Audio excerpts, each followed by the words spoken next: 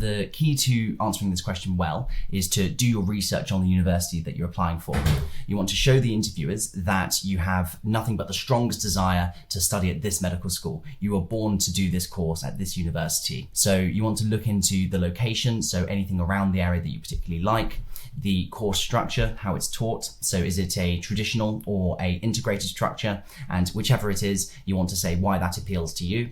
So with the traditional structure, you can say how you like the idea of separating your clinical and academic years, and it would help you to really focus on the style of learning that each of those two use. If it's an integrated structure, then you can mention how you would like the idea of contextualizing the information that you learn as you go along through the course.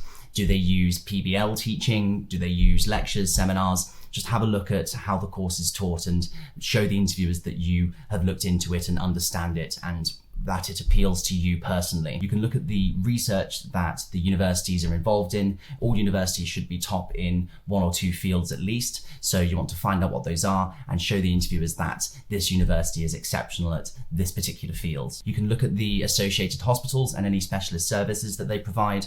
So most universities should be linked to some kind of specialist care in one of the hospitals. You just find out what that is. For example, where I studied in Charing Cross, the hospital had one of the 3 centres in the UK for gender reassignment surgery, changing a man to a woman. So whatever that version is for the area that you're applying for, sometimes it's specialist transplant centres, sometimes it's some other specialist service, but finding out what that is and letting the interviewers know that you would be interested in seeing that because it would be an interesting experience. Any notable alumni, so any Nobel Prize winners or any notable researchers, just having a look at those and mentioning that to the interviews on the day can get you extra points. Any extracurricular activities, clubs or societies that you would be interested in joining, having a look at those. There should be a nice list of all of the clubs and societies on the university's website or easily accessible online. Just having a look at them. If you've been doing a club for quite a while, then you can mention that you'd be interested in continuing that.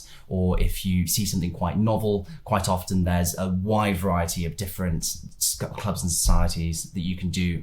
And the history of the medical school is a good last one. So when was it founded? How did it come about? Sometimes you have universities that came about as a mix of different medical schools previously. So for example, where I studied at Imperial, it used to be a separate 3 different medical schools, which were Charing Cross and St Mary's and Westminster Medical School, and they all joined together in 97. So whatever version that is for the university that you're applying for, just show an appreciation for the history of the school that you're applying for. Now, you don't have to do every single one of those topics that we mentioned, but just create a document or a table with the subheadings that we mentioned there and fill in the details for the university that you're applying for. And when you're practicing, just try bringing out 3 or 4 of those points to the interviewers in your mock interviews and just get more familiar with the content that's on that table. Again, you're not trying to regurgitate an answer to this. You just want to get familiar with the key points that are relevant to the university that you're applying for, so that